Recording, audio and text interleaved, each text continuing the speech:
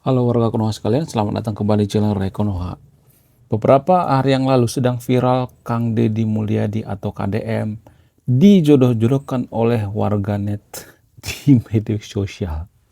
Ada yang dijodohkan dengan Teh Novi, ada yang dijodohkan dengan Bu Shirley ya, Bu Gubernur Malut yang kemarin berkunjung ke rumah Kang Deddy Mulyadi, ada yang dijodohkan ke penyanyi dangdut, ada yang dijodohkan dengan Ayu Ting Ting, ada yang dijodohkan dengan Mama Kelinci. Siapa itu Mama Kelinci? Mama Kelinci itu diduga ya pernah dekat dengan Kang Deddy Mulyadi, yaitu guru les daripada Nihiyang atau putri semata wayang Kang Deddy Mulyadi, guru lesnya ya. Tapi ada kabar yang berhembus ya baru-baru ini bahwa si guru les ini sudah menikah, guys. Ya, begitulah ya cinta. Kadang-kadang tidak bisa ditebak ya. Namun yang jadi permasalahan ya, warga Konoha itu saya melihat agak sedikit berlebihan ya. Bukan sedikit lagi, memang kebablasan ya. Saya melihat warga Konoha itu lebih fokus pada masalah privasi, itu kan masalah privasi ya. Masalah pribadi daripada Kang Deddy Mulyadi, bukan masalah publik. Harusnya masyarakat kita itu fokus pada kebijakan-kebijakannya, ya bukan masalah-masalah privasi. Kita harus fokus misalnya nih, jangan buang sampah sembarangan di sungai misalnya, kemudian menjaga kebersihan misalnya. Kang Deddy Mulyadi kan memberikan contoh kebersihan, kemudian berbagi terhadap sesama, kemudian kebijakan-kebijakan yang out of the box misalnya. Ya banyak kebijakan daripada Kang Deddy Mulyadi yang out of the box ya, seperti bikin anak kebara militer itu menurut saya itu out of the box ya. Karena apa? Karena sangat jarang ya kepala daerah atau pemimpin atau seorang gubernur mengambil tindakan seperti itu, sangat jarang ya. Nah yang jadi pertanyaan, kenapa warga Konoha itu sangat kepo dengan privasi daripada pemimpinnya? Apa alasannya? Kok bisa seperti itu? Apakah cuma orang Indonesia yang kepo dengan privasi pemimpinnya? Apakah ada negara lain gitu? Apakah cuma orang Indonesia aja? Menarik untuk kita bahas. Salah satu alasan yang paling mempengaruhi kenapa warga Konoha atau warga Indonesia itu sangat kepo dengan urusan privasi orang lain. Tidak hanya privasi pemimpin, tapi orang lain juga. Apa alasannya? Secara antropologi, masyarakat Indonesia itu adalah masyarakat yang kolektif. Artinya gini, kita itu adalah masyarakat yang berkomunal, berkelompok. Jadi inilah yang membedakan negara kita dengan negara lain seperti di barat misalnya. Di barat itu mereka sangat individual, mereka tidak terlalu suka yang namanya berkomunal gitu, nggak terlalu suka. Makanya orang barat itu lebih belak-belakan ya daripada orang Indonesia. Karena apa? Karena mereka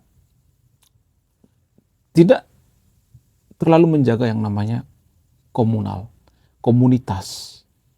Ya, ada semacam kelompok-kelompok gitu. Mereka tidak terlalu menjaga. Mereka lebih menghargai privasi. Kalau mereka suka ya bilang suka, kalau enggak gitu. Tapi orang Indonesia nggak seperti itu. Orang Indonesia itu biasanya nggak enakan. Orang Indonesia itu lebih mementingkan yang namanya kepentingan kelompok daripada kepentingan pribadi. Dan ini secara turun-temurun ya. Kita bisa melihat ya contoh-contoh seperti masa lalu misalnya. Gotong royong itu kan bagian daripada komunal.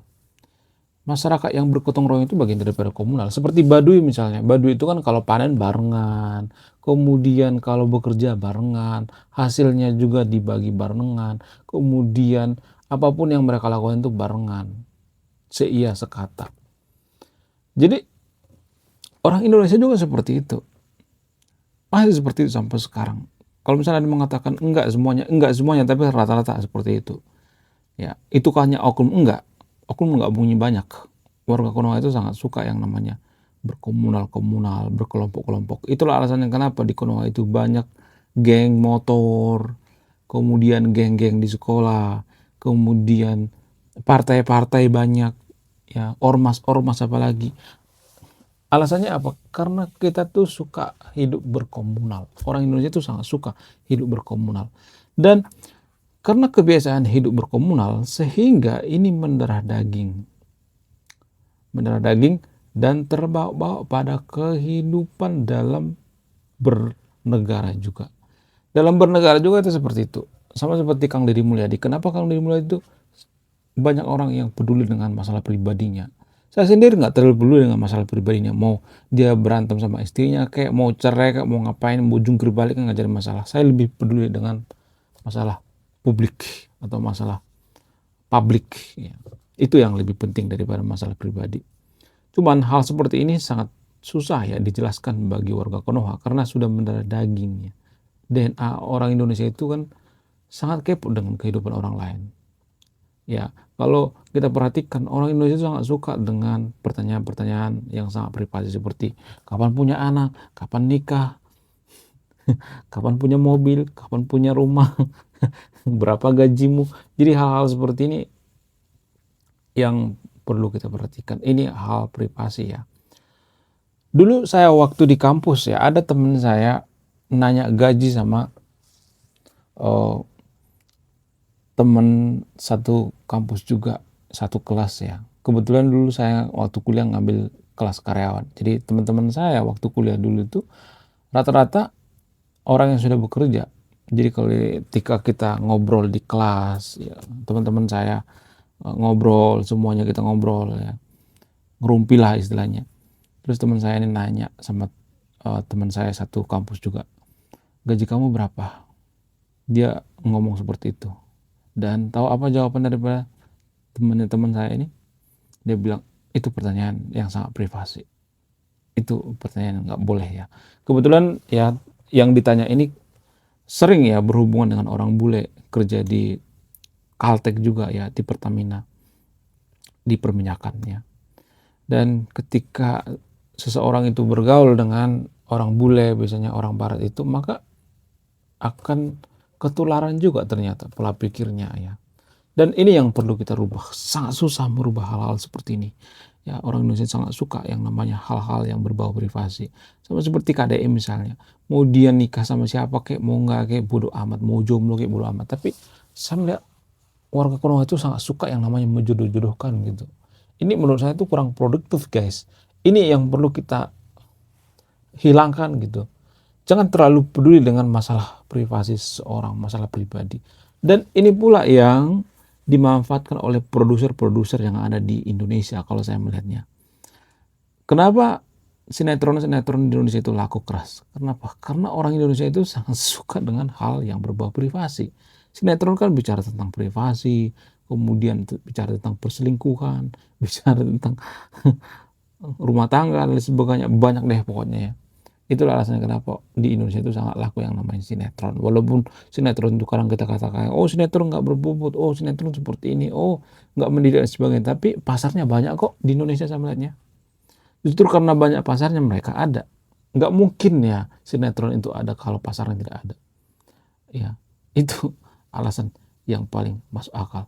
Kemudian alasan selanjutnya misalnya, karena kurang kerjaan. Jadi orang Indonesia itu kalau boleh jujur ya, orang yang paling santuy di dunia. Sehingga kalau kerja mereka itu nggak terlalu serius. Jarang ya orang Indonesia itu kalau kerja serius. Nggak. Biasanya mereka mudah terganggu, terdistrak oleh pengaruh lain.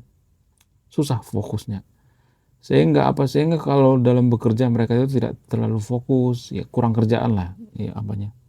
Ibaratnya ya, banyak juga yang pengangguran. Sehingga apa? Sehingga mereka lebih fokus pada masalah privasi seseorang, masalah pribadi seseorang. Ya, mengurusin masalah pribadi, dengerin gosip dan lain sebagainya. Ada kok ya cerita-cerita yang tidak penting ya antara pejabat dan lain sebagainya. Dulu juga Pak Prabowo sebenarnya masalahnya di situ. Karena Pak Prabowo cerai sehingga apa? Sehingga ini digoreng untuk apa? Untuk melemahkan elektabilitas daripada Pak Prabowo.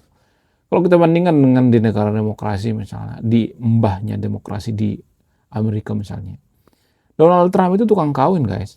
Berapa kali dia bolak-balik kawin. Kawin cerai, kawin cerai, kawin cerai. Tapi nggak ada tuh yang komplit. Nggak ada. Walaupun di sana rata-rata orang Kristen kan nggak boleh cerai kan. Tapi nggak ada tuh yang komplain. Bisa dia menang jadi presiden. Jadi menurut saya hal seperti ini masih sangat jauh ya dari pemikiran-pemikiran orang Indonesia. Ada sebenarnya sisi baiknya. Sisi baiknya itu ya kalau kita bangun rumah misalnya bisa barengan, bisa bergotong royong. Karena apa? Karena rasa komunal. Ya, kemudian apalagi? Kemudian kalau misalnya kita punya masalah, musibah, kita dibantu. Ya, kemudian kita punya kendala, kita dibantu. Jadi ini masyarakat yang berkomunal ya. Seperti pedang bermata dua sih sebenarnya. Ada sisi baiknya, ada sisi buruknya. Tapi kalau menurut saya pribadi ya, prinsip-prinsip orang Indonesia yang berkomunal ini lebih cocok dengan prinsip seorang komunis. Hah? Maksudnya gimana? Kok komunis? Jadi gini, komunis itu kan prinsipnya seperti itu. Mohon maaf ya, seperti Baduy. Itu sebenarnya komunis yang murni, asli ya. Mereka nggak terlalu butuh yang namanya pengaruh-pengaruh daripada luar ya. Baduy itu kan nggak terlalu butuh yang namanya pengaruh dari luar. Mereka bisa hidup kok. Bahkan lumbung pangan mereka, beras mereka itu bisa tahan sampai 10 tahun. Kenapa? Karena mereka berkomunal. Manen padi bareng, kemudian nanam padi bareng, semuanya bareng-bareng ya. Sama rata, sama rasa. Ini sebenarnya komunis yang sebenarnya. Ini ya. Cuman orang Konoha kan banyak yang membenci komunis karena apa? Karena dulu ada masalah PKI. Sebenarnya komunis itu ya seperti itu. Secara tidak langsung banyak kok dilaksanakan oleh warga Konoha seperti itu. Masyarakat yang komunal itu sangat cocok dengan komunis. Walaupun ideologi komunis sudah hilang ya. Biasanya ciri-ciri daripada negara komunis itu mereka lebih tertutup biasanya. Seperti Korea Utara. Dulu Vietnam pernah tertutup ya. Cina dulu pernah tertutup. Sekarang mulai kebuka. Cina sekarang nggak ada lagi ini yang namanya komunisnya nggak ada. Nggak ada. Komunis itu cuma simbol di China.